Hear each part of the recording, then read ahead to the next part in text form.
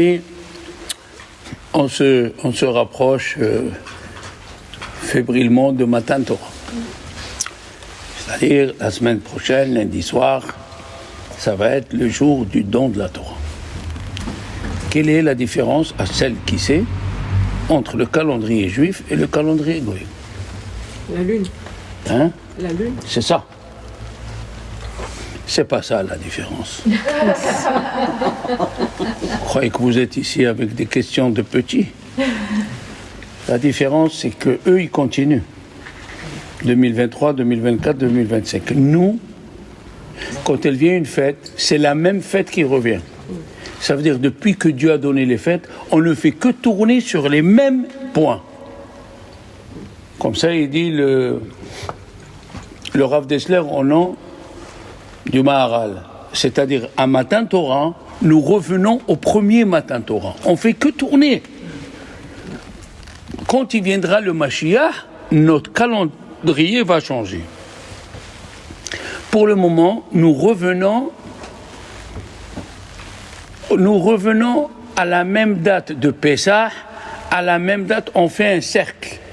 Le calendrier juif, c'est un cercle, et le calendrier goy et des autres goyim, c'est un trait. Il continue. Nous, c'est le même Shavuot qui revient. Eh oui. Et alors, première explication, la Torah est comparée à l'eau, pour plusieurs raisons. La première raison, c'est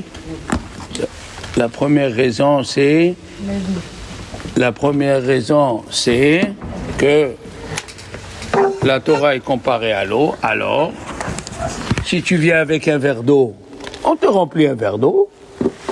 Et si tu viens avec un camion-citerne, on te remplit le camion-citerne. Ça dépend comment tu viens, quelle est ta préparation pour Matan Torah. Et chaque année, il faut le répéter parce que il y a des gens que Matan Torah, c'est rébarbatif. Ou toutes les fêtes. Ah, la fête, elle arrive. Il faut faire ce plat, Mais parce que tu ne comprends pas l'intériorité de la fête. L'intériorité de la fête, c'est qu'il revient à chaque fois. Tu comprends? C'est comme quelqu'un, il attend une date et à cette date, il sait qu'il va recevoir des cadeaux. Il ne s'habitue pas. Ben oui. C'est pas se rappeler des morts, que là, on va pleurer, on va truquer. Non. Les fêtes juives, c'est retrouver les lumières que Dieu a données en ce moment-là et que nous, on va les prendre. Donc, première raison, pourquoi la Torah est comparée à l'eau? Pour te donner à toi les préparatifs. Avec quel ustensile tu vas venir? Le manger fait partie de la fête pour calmer le corps. Mais l'essentiel de la fête, c'est le spirituel. C'est le spirituel, l'essentiel de la fête. Et oui, le spirituel, c'est ça le but de la fête. Comme les manger de Shabbat, on a parlé de ça maintenant, ça contribue à faire le plaisir de Shabbat, mais c'est pas tout le Shabbat. C'est pas ça tout le Shabbat. Il y a la prière, il y a l'étude, il y a beaucoup de choses. Il y a les chansons. Il faut chanter Shabbat. Et pas frère Jacques. D'accord? Donc c'est la première explication. Deuxième explication, la Torah elle est comparée à l'eau. Quand tu jettes l'eau, où elle s'en va l'eau? Dans la terre. Ça, je le savais avant que tu... Quand même, je ne vais pas te demander une question bête. Quand on jette l'eau, elle va dans l'endroit le plus bas.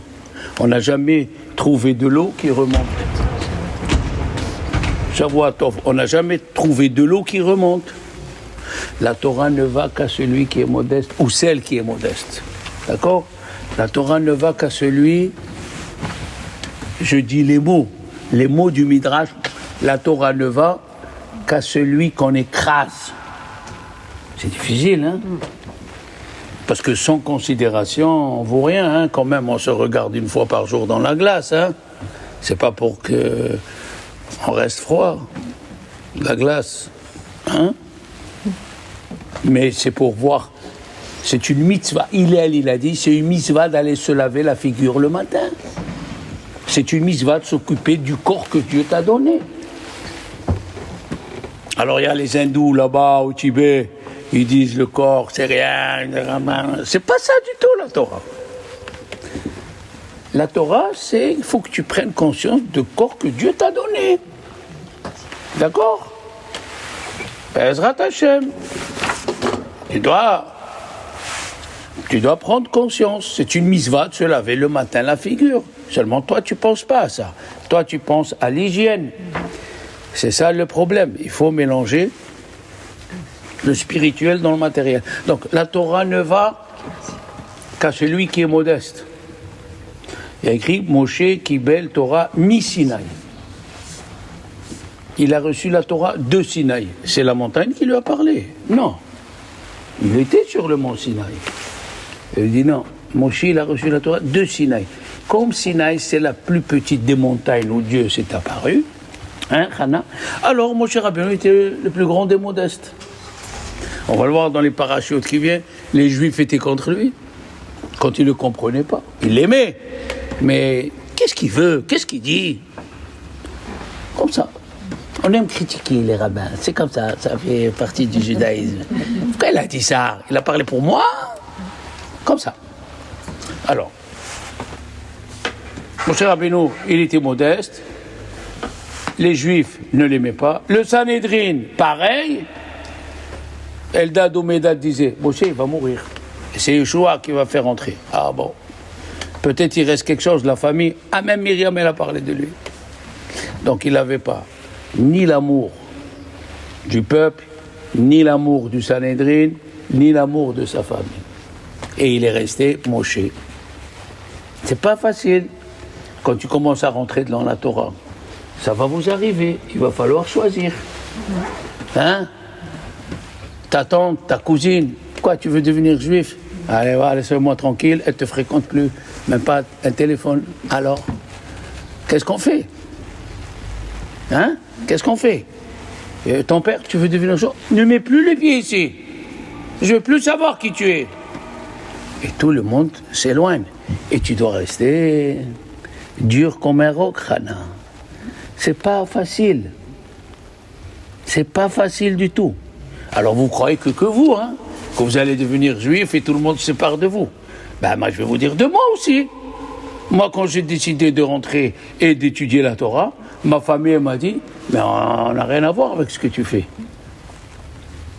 J'avais deux tantes qui sont parties et 6 cousins germains, eh ben il n'y a pas de relation. C'est le but, c'est comme ça.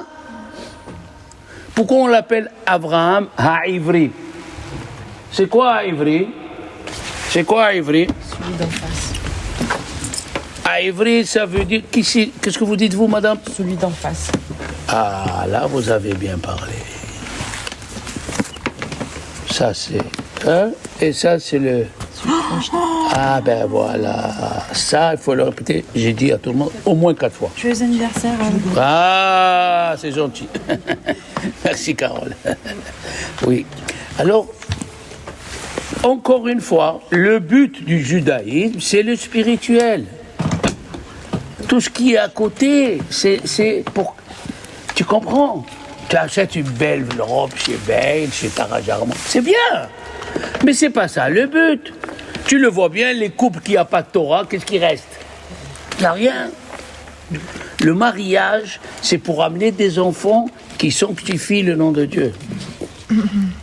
Si tu as un mari qui est, on va se marier, on va aller à la Riviera, on va aller à Miami, arrête vite le mariage. Ça dure 2 mois et après c'est les histoires toute la journée. Moi je vous dis ça pour vous. Mais même pour un couple juif, écoutez bien, un couple juif qui pense qu'au matériel, ça casse. Il n'y a pas de but. Alors, c'est extraordinaire. Dieu, il a dit avant que Dieu nous donne la Torah, il a dit d'abord parler aux femmes, est-ce qu'ils veulent recevoir la Torah? C'est quoi cette histoire? Hein? C'est contre l'islam, ça. L'islam, il dit il ne faut pas parler aux femmes, la femme, elle n'a rien à faire. Ben oui. Un homme ne peut pas avancer si sa femme n'est pas derrière lui. Absolument. D'abord la femme. La femme, elle pousse le mari. Et ça, c'est ça le but. C'est pas, tu as mangé. Tu dis à ta fille, ton fils, tu as mangé le matin. Ça, même les goïms, ils le font. On a besoin d'être juif pour dire à son fils, tu as mangé. Tu as fait la bracha avant de manger. C'est comme ça qu'elle est réglée, la vie. Vous savez ce qu'ils disent les philosophes goïs? Quand tu as envie de quelque chose, tu as envie. Ah, tu as vu un bijou, j'ai payé le grain, tu as vu une robe, tu as vu une paire de chaussures, tu as envie. Tant que tu l'as pas, tu es en souffrance. On est d'accord, Hana? Tu es en souffrance. Mais après, quand tu l'as, Hana, tu as acheté la robe, tu as acheté le costume. Qui c'est qui vient à la place? L'ennui. Ça y est, tu l'as. Dieu nous a donné un emploi du temps, mais vous ne pouvez pas imaginer, il n'y a pas une seconde d'ennui. Le peuple juif, on n'a pas une seconde d'ennui. Tous les instants, il y a quelque chose à faire. Si ce n'est pas la prière, si ce n'est pas s'occuper de ton mari, s'occuper de tes enfants, si ce n'est pas shahrit, si ce n'est pas minha, si ce n'est pas arbit, si ce n'est pas la zdaka, avant de dormir, tu es pleine de misvot comme une grenade.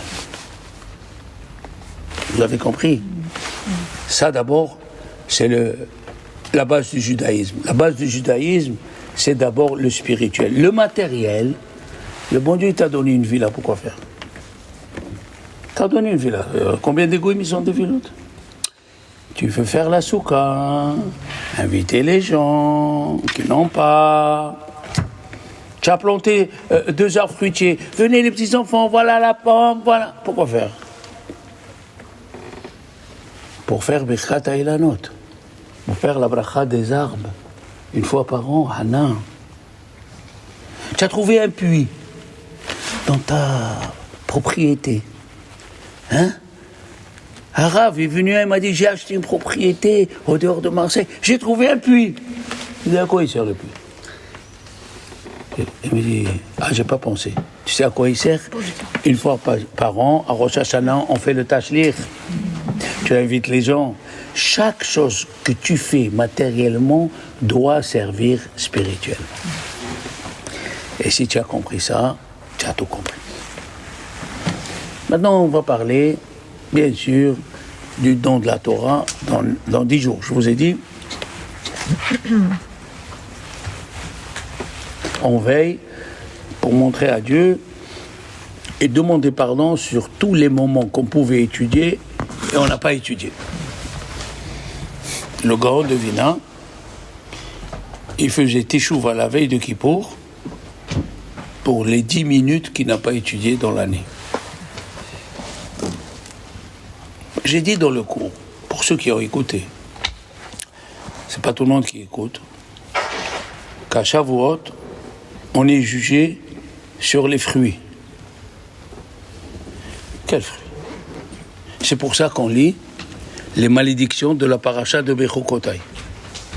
Comme à Rosh Hashanah, nous lisons 98 malédictions avant Rosh Hashanah pour dire Tichle Shana vekile loter, que l'année s'en va avec ses mauvaises malédictions.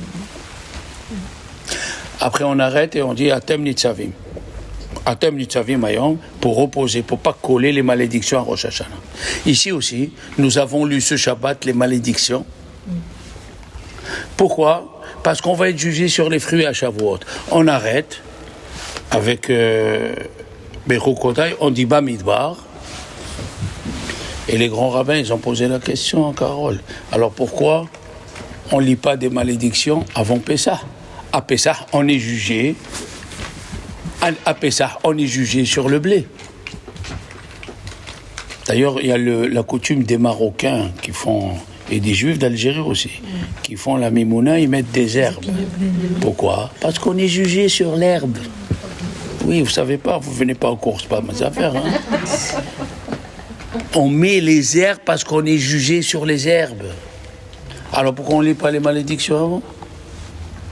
Et ils répondent, un grand kabbaliste en 1470 en Espagne, Rabbi Yaakov ben Echeskiel Gabay, dans son livre Tolaat Yaakov, il dit, la Gemara dans Sota nous dit que les fruits, c'est les mitzvot. Quels sont les fruits à toi, les fruits à elle, les fruits à moi? C'est les mitzvot que tu fais la journée. Tu fais shahrit, tu fais les brachot avant de manger. Celui qui ne fait pas une bracha avant de manger, il vole. Il vole la communauté d'Israël et il vole à Dieu. L'étude, écoutez les cours. Qu'est-ce qu'ils disaient les vieux au moment de l'inauguration du temple? Le deuxième, merci mon Dieu que tu nous donnes l'occasion de rattraper notre jeunesse. Vous n'avez rien fait pendant la jeunesse. C'était fait exprès par Dieu pour que tu apprécies maintenant le temps que je te donne et tu le gagnes en écoutant des cours et des cours et des cours. Ça sert à rien que tu regardes la télé, tu vas pas changer le plan de Dieu et tu vas rien amener parce que tu écoutes ce qu'il dit dans les informations. Tu vas rien amener. Tu vas rien changer. Alors il vaut mieux écouter un cours. Il vaut mieux écouter un cours. Allez, ma shalom. Alors on est jugé sur quoi? Il dit Rabbi Yaakov ben Echeskiel Gabay. Tolaat Yaakov, il a dit le jour de Shavuot, on est jugé sur la Torah. Qu'est-ce qu'on est jugé sur la Torah? Yom ad-din chez la Torah. Il a dit à Rosh Hashanah, tu es jugé sur ton corps. Hein? Est-ce que je vais te le laisser comme ça, ou il va te sortir un furoncle, ou un bouton de dans le nez? C'est à Rosh Hashanah. Ou tu vas tomber des escaliers. Tout ça, c'est à Rosh Hashanah. Mais pour ton âme, quand est-ce qu'on la juge? À Shavuot. À Shavuot, on juge le temps que je t'ai donné, qu'est-ce que tu as fait avec? Si tu l'as employé à venir au cours, à réviser, parce que si on ne révise pas les cours, c'est zéro. C'est la Gemara, elle dit, celui qui ne révise pas, c'est comme s'il sème et il ne récolte pas le blé. Il faut réviser, il n'y a rien à faire. On est jugé sur la Torah. Et là, la Gemara nous raconte, dans la Gemara de Shabbat, il a dit, le Admour mi Ishbitsa, un grand rave, chaque situation qui est arrivée dans le peuple juif, elle est dans la Gemara qui correspond. Quand est-ce que Dieu nous a donné la Torah, les filles? Encore une fois. Dieu nous a donné la Torah le Shabbat. Alors la Gemara qui parle du don de la Torah, où c'est? Dans le Shabbat. Par où est passée la Torah orale? Par Rabbi Akiva. Donc quel Pérec de Shabbat on parle du don de la Torah? Pérec Amar Rabbi Akiva. Quelle page? 62. Tu vois, hein? C'est vrai? Quelle page? 62. 62 encore. Pah, Péhet. Péhet. C'est quoi Pah? 88. La bouche. 88, tu n'étais pas à côté. Mais c'est quoi en hébreu Pah? La bouche. La P, non? La bouche, c'est P, la bouche. Pas. Non. Le piège, le piège. Oh. Oh, oui, madame. Le Tzarara, il est là tous les matins. Quel piège je vais faire à Hana? Quel piège je vais lui faire? Quel piège je vais faire à Shalom Cohen? Tous les matins, elle dit la Gemara dans Kiddushin, tous les matins, le Tzarara, il dit, tu as monté. Ah, moi aussi, je dois chercher une autre combine. Comment je vais le faire trébucher à ce monsieur? Qu'est-ce qu'il dit la Gemara? Au moment, je vais vous réciter la Gemara, on va essayer de la comprendre. Au moment où il est monté, mon cher Rabbeinu, pour recevoir la Torah, les anges, je vais vous réciter la Gemara, et après on voit à peu près qu'est-ce qui ne va pas. Il est monté recevoir la Torah, les anges, ils ont dit à Dieu, qu'est-ce qui fait le fils d'une femme parmi nous? Yeloud Isha. Il a dit, il est venu recevoir la Torah. Il a dit, les anges, ils ont dit, mais non. Tena hotra ala shamaim, laisse la Torah dans le ciel. Vous êtes là, mademoiselle? J'écoute, oui. Vous écoutez, ça ne suffit pas. Ça ne suffit pas. Elle retient tout. Mais j'écris aussi. Tu es son avocat? Non, c'est elle, l'avocat. Hazak, c'est bien. Alors il lui a dit, comme ça je dis non, comme ça je dis aux élèves en classe, quand je veux gronder un élève qui a parlé, il me dit non, Arabe, c'est pas logique, de quoi tu te mêles? Après je lui dis, mais c'est bien, tu défends ton frère, c'est bien. Il faut savoir jouer sur les deux plans, hein. Alors, les anges, ils ont dit à Dieu, laisse la Torah ici. Alors, Dieu il dit à Moshe, réponds-leur. Il a dit, j'ai peur qu'ils vont me brûler. C'est des anges, qu'est-ce que je suis moi, un être humain? Il lui a dit, prends ma chaise, et hosbe qui sait que vous dit, prends ma chaise et réponds-leur. Il a dit d'accord, il a pris la chaise, il leur a dit, dites-moi, vous étiez en Égypte, vous? C'est écrit, Ani Hashem Elokicha, Asher Hotzeticha, Me'eretz Misraïm. Je suis l'Éternel ton Dieu qui t'a sorti d'Égypte. Vous étiez en Égypte. C'est écrit, n'envie pas la femme de ton frère. Vous êtes jaloux entre vous, là? C'est écrit, l'Otixol, ne volez pas. Vous volez entre vous? Ah, ils ont dit, ah oui, tu as raison. Tu as raison. Il a dit, bon, tu peux leur donner, Hashem Ma'adir Shimcha Bechol Haaretz. Voilà la Gemara. Bien sûr. Qu'est-ce qu'il a fait Dieu? Puisqu'ils ont dit oui, il a pris la montagne. Qu'est-ce qu'il a fait avec la montagne, les enfants? Il l'a mis sur nous. C'est comme si je dis à Hannah, tu veux la Torah? Tu dis oui, je prends un pistolet, tu veux la Torah? Mais oui. C'est dit la Gemara. La Gemara, c'est là, il faut la répéter. Mais ils ont dit oui, pourquoi mettre la montagne? Première question. Les anges, ces petits cocos, ils n'ont pas vu que Dieu il parle à Moshe Rabbeinu pour dire qui c'est celui-là. What is this? C'est quoi cette question qui c'est celui-là? Combien de temps Dieu il a parlé à Moshe? Oui. Comment? Qu'est-ce qu'ils veulent? 2. 3. Ils ne savaient pas ce qui est écrit dans la Torah. Ne vole pas, n'envie pas, ne triche pas, ne tatane. Ça nous interpelle, bien sûr. Et on doit trouver des réponses. C'est obligatoire. La réponse, avant de répondre à tout ça, si on a le temps, la réponse, les enfants, et ça nous concerne à tous.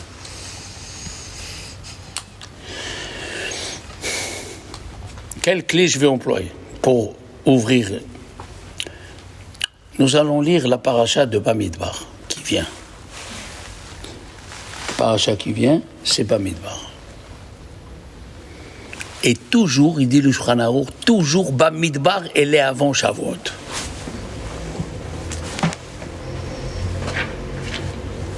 Et c'est écrit Bamidbar Sinai. D'accord? Et à la fin de Bechukotai, c'est écrit, voici les misvot que Dieu a donné, Behar Sinai. Pourquoi tu me répètes Bamidbar Sinai?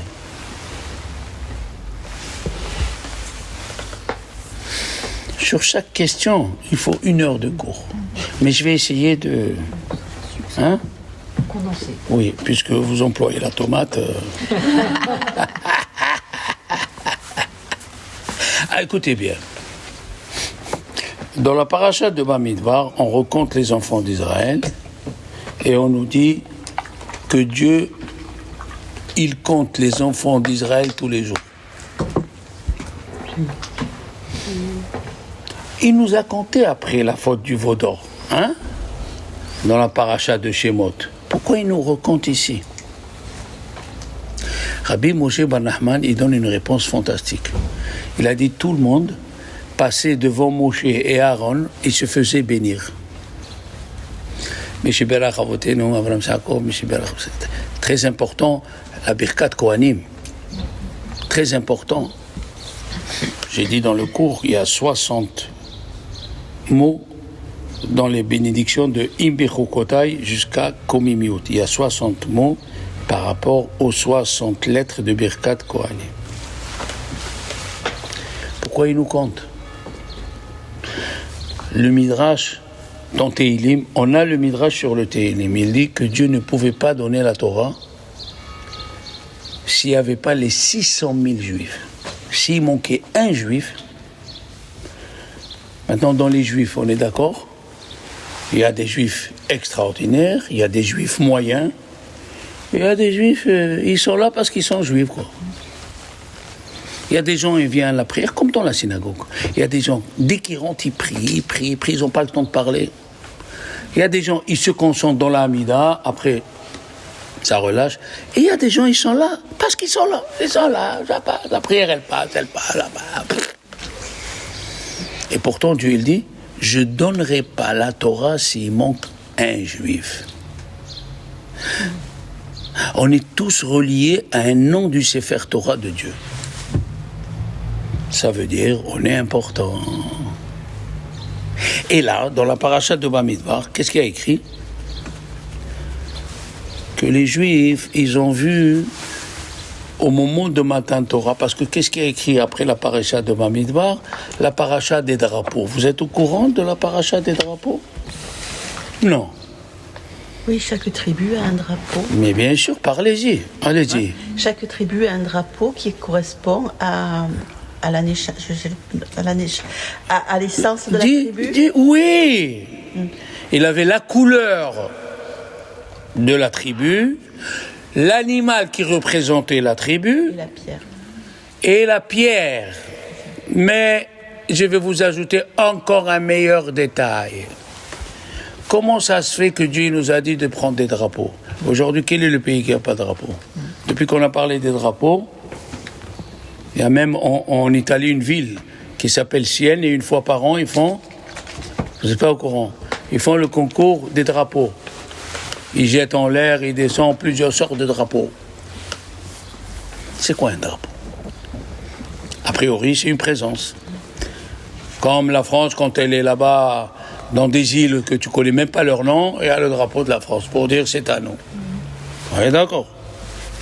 Les Juifs, au moment où on a reçu la Torah, ils sont descendus avec Dieu 22 000 malachim. Rechev Elokim Ribotaim, c'est écrit dans Tehilim, le char de Dieu, c'est 20 000 anges.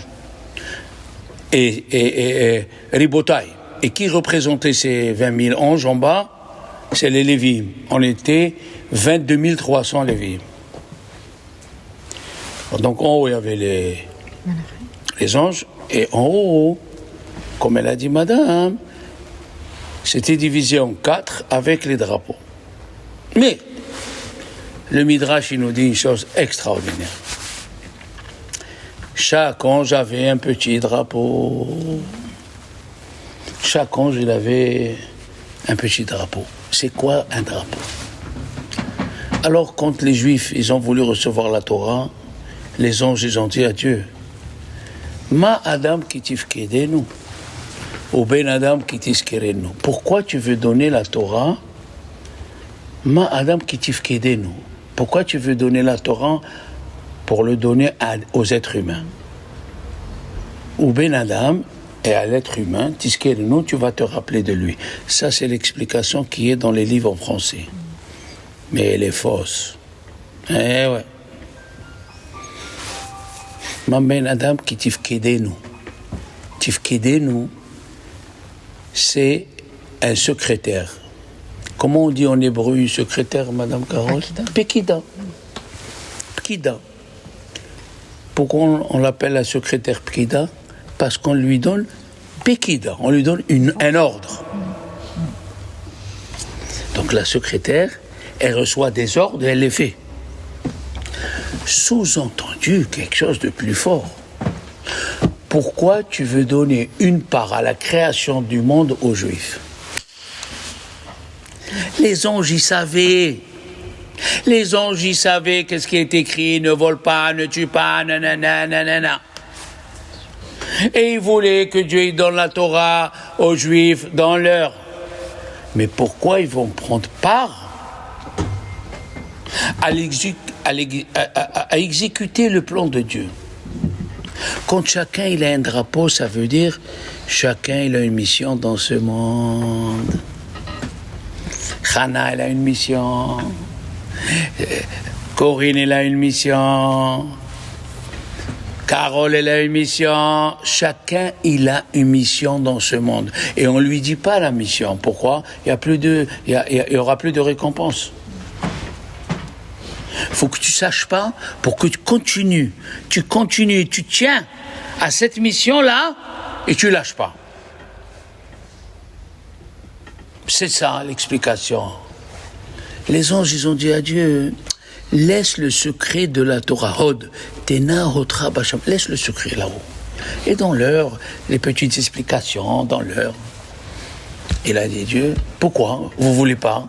Il a dit, l'homme il est failli bifote. Dieu il a dit, les hommes ils fautent mais ils peuvent se rattraper. C'est ce qu'il a dit Rabbi Moshe Bar Nachman en 1286 au roi d'Espagne, quand il a fait la discussion avec Paolo Cristiani. Il faut acheter le livre, la dispute de Barcelone. Il lui a dit, le roi, mais le catholicisme nous permet de fauter et d'avoir l'annulation du péché. Et c'est pas ça la religion juive. La religion juive, si tu as fauté, on te pardonne, mais on t'aide à ne plus fauter. Mais vous disiez, on peut fauter et on se confesse et on est pardonné. C'est pas ça du tout chez nous. Chaque juif voulait le drapeau. Chaque juif, ici dans ce monde, chacun de nous, en suivant les règles de la Torah, il accomplit son but. C'est quoi son but? Que le nom de Dieu soit sanctifié grâce à lui. Et oui. Et ça, des fois, on l'oublie. C'est pas facile de vivre dans les deux mondes. Ça veut dire ce que je vous dis. Si tu vois une personne, mais selon la Torah, tu vois pourquoi elle est venue, mais de l'autre côté, tu dois voir une personne. C'est pas facile. La Torah, elle t'oblige. La Torah, elle t'oblige d'augmenter, de ne pas rester dans la même situation. Tu ne peux pas rester dans la même situation. Il faut que tu évolues. Il faut que tu aies un rave. Il faut que tu aies des livres. Aujourd'hui, les femmes ne sont plus comme avant. Je m'explique. Avant, les femmes, ils recevaient la Torah à la maison parce que le mari était grand dans la Torah. Aujourd'hui, c'est le contraire. Aujourd'hui, c'est la femme qui pousse le mari à grandir. Raël aussi, elle a poussé. Hein? Raël aussi, avant aussi, il y a des femmes qui ont poussé à... Et il y a des femmes, mais pas toutes les femmes. Aujourd'hui, il y a tellement de matériel, si tu ne fais pas l'emploi du temps spirituel dans ta vie, tu es parti. Parce que tu auras toujours une copine qui te dit « Viens, on va aller passer un week-end à Antibes. » D'accord. Mais qu'est-ce qu'on va faire à Antibes?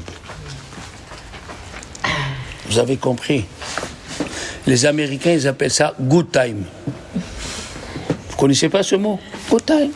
On va s'asseoir. Où tu vas t'asseoir? Où tu vas t'asseoir? Qu'est-ce que tu vas manger? Et qu'est-ce que tu vas parler?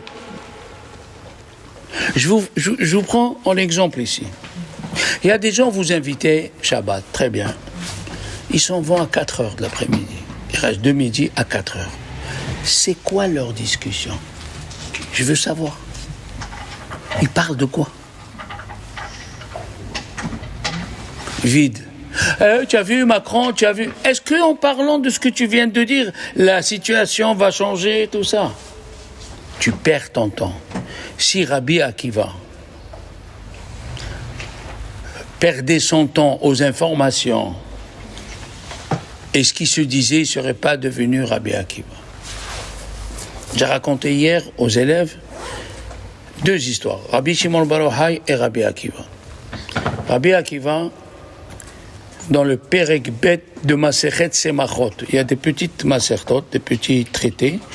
Et Masechet Semachot, c'est le contraire. Semachot, c'est la joie, mais ça parle des deuils. Rabbi Akiva, il était en train d'enseigner à ses enfants. On est venu lui dire que son fils, il est malade. Qu'est-ce que tu fais quand on te dit ton fils est à l'hôpital? Tu y vas. Rabbi Akiva, il a dit, ok, il continue à étudier. Une demi-heure après, il dit, comment il va? Il dit, la fièvre, elle commence à venir. Je vous dis les mots. Il continue à étudier. Il continue à étudier. 3/4 d'heure après, il dit, comment il va le petit? La fièvre, ça va pas du tout. Il continue à étudier. Après, on lui dit, il a fermé les yeux, on ne sait pas ce qui se passe. Il continue à étudier. Ça a duré pendant 3h30. À la fin, il dit, alors, il a dit, il a rendu l'âme. Il a fermé le livre, il a dit, bon, je suis en deuil. Il a déchiré ses habits et il a pris le deuil 7 jours. Qu'est-ce si je raconte ça à quelqu'un qui n'est pas dans la Torah? Il ne comprend pas. On te dit, ton fils, il est en perfusion, qu'est-ce que tu fais? Ça, c'est Rabbi Akiva. Rabbi Akiva est venu nous apprendre que l'étude de la Torah passe avant tout. L'étude de la Torah, il aurait pu envoyer sa femme. Il aurait pu le dire à Rachel. Il aurait pu. C'est pas ça l'étude de la Torah. Et moi, je l'ai appris et je le sais. Je le savais déjà. Ma femme, elle est tombée malade. J'ai pas dit, il faut appeler tel professeur. D'abord, j'ai appelé Rav Chaim Kanievski. Il faut faire Tehillim, il faut veiller toute la nuit. D'abord ça. Après, on verra les docteurs.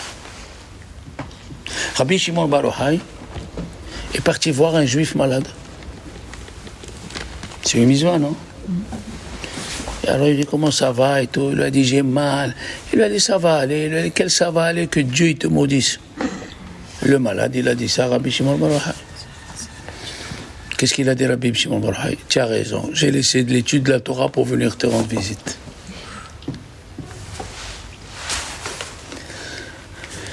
C'est une autre vue. La Torah, c'est une autre vue. C'est une autre façon de voir.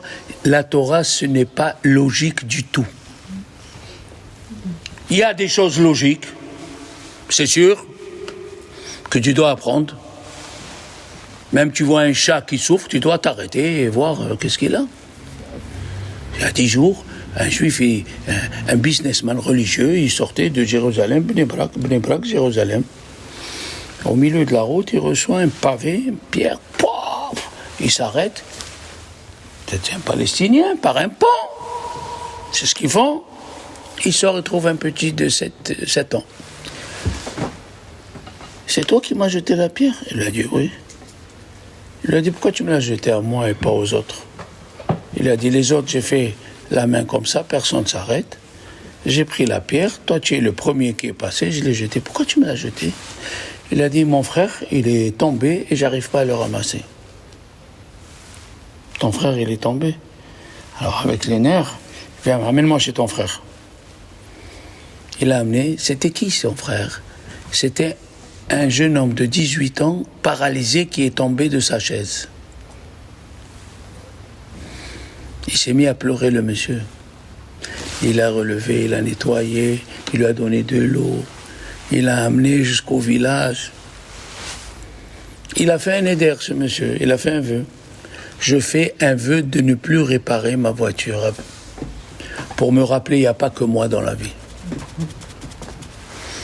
Quand on se lève le matin, c'est quoi d'abord? Nos soucis.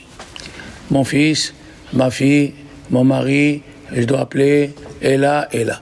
Est-ce qu'il y a un truc pour quelqu'un d'autre? On n'a pas. On n'a pas. Or, c'est ça que la Torah nous apprend. La Torah nous apprend, la première des choses, c'est que tu sers aux autres. Et plus il y a des gens qui te demandent des services, et plus Dieu il te protège. Les anges, ils savaient tout. Il y a une histoire du Maguide de Douvna que vous devez la connaître pour vous rappeler. Il y avait un rave, il était rave d'un petit village, mais il est devenu très fort. La ville d'à côté le voulait. Tu me suis? Ils sont venus, ils se sont arrangés avec lui, qui va dans la grande ville. Ils sont venus le chercher, admettons lundi. Qu'est-ce qu'ils ont fait le village? Ils se sont mis autour du carrosse, ils ne veulent pas le laisser bouger. Mais vous étiez d'accord qu'il passe? Ils ont répondu, on ne le laisse pas partir jusqu'à 5 heures de l'après-midi. Pourquoi? Que vous sachiez quel rave vous allez prendre. Il y a des couples qui se disputent. Et ça, je le dis à chaque fois. Qu'est-ce qu'elle fait la femme? Je m'en vais. Qu'est-ce qu'il dit le mari? Va-t'en. Il ne s'aime pas cela.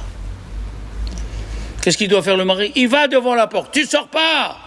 Tu es marié avec moi. Je ne peux pas te laisser partir. Ah, la femme, elle voit. Mais je veux partir. Je ne peux pas, moi. Je ne serai rien. Alors pourquoi tu te disputes? Eh bien, ça fait partie de la vie, voilà. La femme ou le mari qui dit à l'autre, eh bien, va-t'en, la porte est ouverte. Il ne s'aime pas. Il ne s'aime pas. La même chose, les anges, ils ont voulu montrer à Moshe Rabbeinu, qui était le représentant des Juifs. On va laisser la Torah partir comme ça. On va te montrer que la Torah est très importante. À tel point, qu'est-ce qu'il dit le Hida Alav Shalom? Haïm Yosef David Azoulay qui a écrit 73 livres, soit dans la halakha, soit dans la Kabbalah, attention. C'est pas n'importe qui. Il n'a pas mangé de viande toute sa vie, ce monsieur. Ce Rav. Gadol. Puis, Rabbeinu Haïm Yosef David Azoulay. Et lui, pas que lui, le Bnei Issachar qui était en Hongrie, il a dit une chose terrible que vous pouvez faire tous, et moi aussi. La personne qui ne ment pas, tout ce qui sort de sa bouche, Dieu, il le fait accomplir. Et le Satan, il va te mettre dans des situations où tu dois mentir. Eh bien, toi, ne mens pas. Toi, essaye de ne pas mentir. Tourne la chose. Comment tourner la chose? Demande à Dieu qui te donne l'intelligence. Vous savez, je vous ai raconté tout le temps, il y avait un lion, il a jeûné. Corinne. Quand on jeûne, quelle odeur on a dans la bouche? Il a appelé l'âne. Il lui a dit, quelle odeur j'ai dans la bouche? Il a dit, ah, tu pues, monsieur le lion. Tu parles comme ça au roi des animaux, il a bouffé. Après, il a appelé une chèvre. La chèvre, elle a vu. Qu'est-ce qu'il a eu, l'âne? Il lui a dit, quelle odeur j'ai dans la bouche? Il lui a dit, tu sens bon. Et comment? Il lui a dit, tu mens, roi des... Ouais, il a pris. Il a appelé le renard. Il lui a dit, quelle odeur j'ai dans la bouche? Qui c'est qui connaît la réponse? Ça ne vous rentre pas dans la tête. Il lui a dit, je suis enrhumé, ça fait une semaine. C'est comme ça qu'il faut faire. C'est comme ça qu'il faut faire, les enfants. Il faut casser la jarre sans que le vin y sorte. C'est possible? C'est possible. C'est possible. Comment? Ton mari te dit, mais je t'ai dit de faire ça. Il ne faut pas répondre. Oui, je le sais, je ne l'ai pas fait pour t'énerver. C'est pas ça la réponse. Je suis désolé, j'ai oublié. Je suis désolé, j'ai oublié. Je suis une femme, j'ai beaucoup de choses dans la tête. Tu n'as pas menti.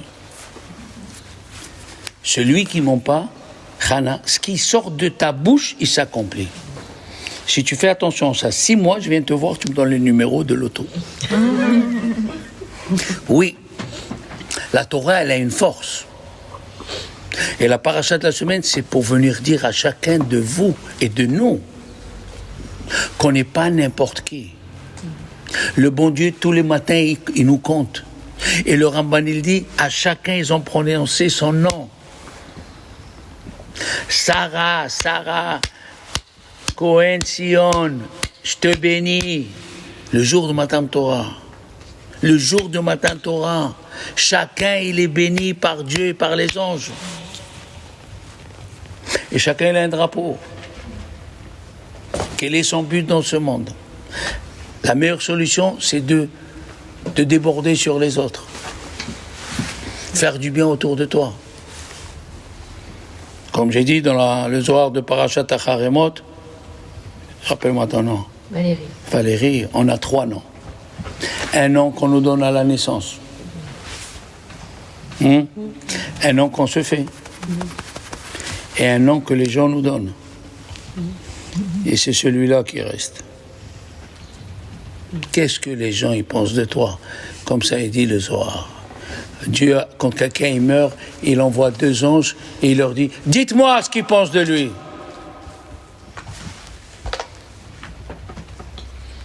Il dit Pirkei Avot, « Kol sheruach abiriot nohaimenu » tant que les gens ils t'aiment en bas, « Ruach hamakom nohaimenu » on t'aime là-haut.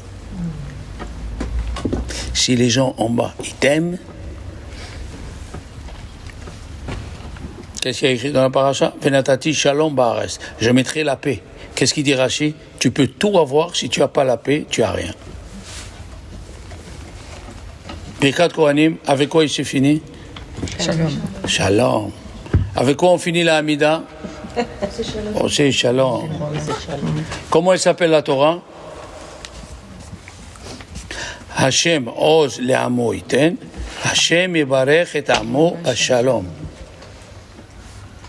Derachea darchei noam, les voies de la Torah sont des voies agréables, vechol nitivotea, et tous les chemins, vechol nitivotea shalom, amène à la paix. Il ne faut pas que tu dégages une situation où tu te fâches avec quelqu'un. Tu peux tout faire en répondant gentiment. Tu peux même tuer quelqu'un gentiment. Qu'est-ce qu'il dit le roi à l'époque? Les juges. Vous êtes condamnés à mort. Sans crier. Sans. Monsieur, vous êtes condamné à mort. Et c'est tout. Avec ta bouche, tu peux tout avoir.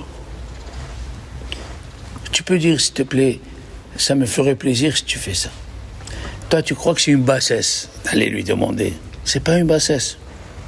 C'est que tu parles avec modestie, c'est tout. C'est pas que quand tu parles comme ça, tu perds ta personnalité. Chaque juif, il est dans le Sefer Torah. C'est pour ça qu'on dit à Rosh Hashanah, Kodvenu beSefer Haim Tovim. Quel Sefer? Dieu, il a un Sefer où chacun de nous, il est marqué. Et les futurs convertis sont marqués. Quand on a reçu la Torah, il y a les futurs convertis. On a eu des convertis illustres. Rabbi Akiva, Rabbi Meir, Shemaya et Avtalion, Achilles. Qui c'est Achilles? Le commentateur. Hazak, Achilles, le neveu de... Le Néron. Néron. Mais non. Vespasien, qu'est-ce qu'il y a? Il faut essayer. La Torah, elle aime les kamikazes. Vespasien, son neveu, il est venu juif. La Torah orale, elle est passée chez lui avant tout le monde. On dit tous les matins après Baruch She'amar, on dit Hashem ohev et gerim. Dieu, il aime les convertis. Les vrais, hein? Attention, il faut être sincère quand tu te convertis. Hashem ohev gerim. Qu'est-ce qu'on dit à la tzadikim? À la tzadikim, à la hasidim, à la sherit amecha b'Israël, à la ziknehem, à la peita b'tzufrem, à la gerei hatzedek. Fais accède à nos prières grâce aux vrais convertis.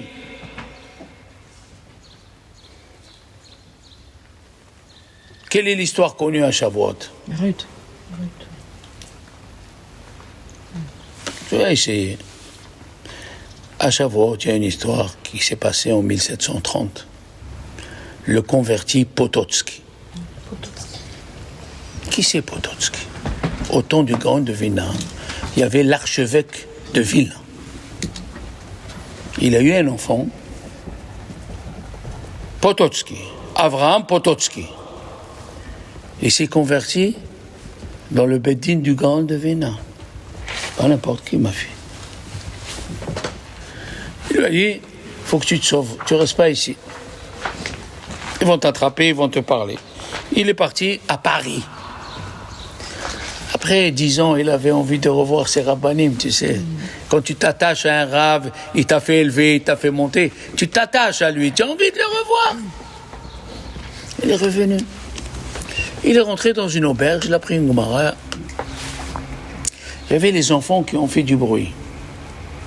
Alors il a dit aux enfants, s'il vous plaît, arrêtez.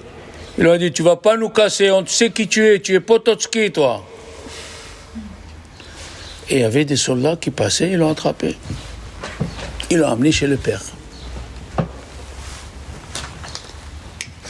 Le père lui a dit, qu'est-ce que tu as pris, mon fils? Tu sais pas que j'ai des domaines, j'ai de l'argent. Et le fils, il écoute, oui, je sais. Je te donne tout. C'est toi qui vas tout hériter. Reviens à la religion où tu étais. Il a dit, non, papa, la religion que tu as, elle est fausse. Et il a parlé avec lui. Il l'a emprisonné dans sa chambre. Après, il a livré au curé. Et les curés, ils ont voulu lui faire des tortures. Et qu'est-ce qu'ils lui disent, les curés? Des bêtes. Ils lui ont dit, pardonne-nous, on va te faire du mal. Pardonne-nous, on va te faire du mal. Il a dit, vous croyez que c'est vous qui me faites le mal? Vous êtes comme les... Hein? Les pontins. Oui. Comment ça s'appelle? Les marionnettes, en haut, on fait bouger les enfants. Qu'est-ce qu'ils disent? Ah ouais? Hein? Comment ça s'appelle ça? Comment... Guignol, cola cavote. J'ai vu ça à Lyon. Guignol, hein? Mais c'est pas en haut que c'est dit. Il a dit, vous croyez que c'est vous? Il a souffert, il n'a pas arrêté. La veille de l'exécution, c'était Shavuot. Le grand devinait, il est parti le voir à la prison. Il lui a dit, voilà, j'ai demandé à Dieu, on m'a dit que je peux te délivrer, j'ai des noms saints, que je vais prononcer. Il y a un couloir qui va s'ouvrir, tu rentres et tu es à Paris. Hein? Good, non? Il a dit, Arabe, excusez-moi, je ne me suis pas converti pour me sauver. Je veux mourir pour Dieu. Je veux lui montrer que je l'aime. Valérie? On aurait fait ça, non? Il est rentré, ils l'ont attrapé. Ils l'ont mis sur l'échafaud. Il y avait un grand rave qui était en bas, Rabbi Alexander Ziskinder, qui a fait un livre, Yesod Veshoresh Avoda. Il lui a dit, fais la bracha, je réponds Amen. Il a fait la bracha de mourir pour Dieu. En allant à l'échafaud, il est passé par la maison du grand devinant. Et le grand devinant, il le voyait, il pleurait. Il lui a dit, est-ce que je vais doucement pour recevoir plus de récompenses ou je vais vite pour mourir? Voilà la question qu'il le... Il lui a dit, va vite. Il est parti vite. Et dans la route, il a chanté une chanson. Pototski, il a chanté une chanson. Il est arrivé, il a fait la bracha et ils l'ont pendu. Et le grand devinant, il a dit, je vais être enterré à côté de lui. Jusqu'à aujourd'hui, celui qui va à Vilna, il est le converti Pototski, il est enterré à côté du grand devinant. Mourir pour Dieu comme ça. Dans les yeshivot lituaniennes, tous les Shavuot, quand on veille, il s'arrête 1 heure et il chante la chanson qu'il a chantée, se convertit. Montrer jusqu'à où elle va l'amour de Dieu. Qu'est-ce qu'on est prêt, nous, à faire?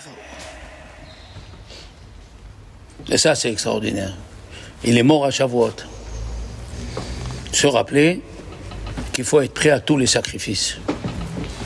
Maintenant, Dieu ne te demande pas de mourir pour lui. Des fois, il te demande une misva, 50 €, 60 €, et tu es en train de faire une histoire.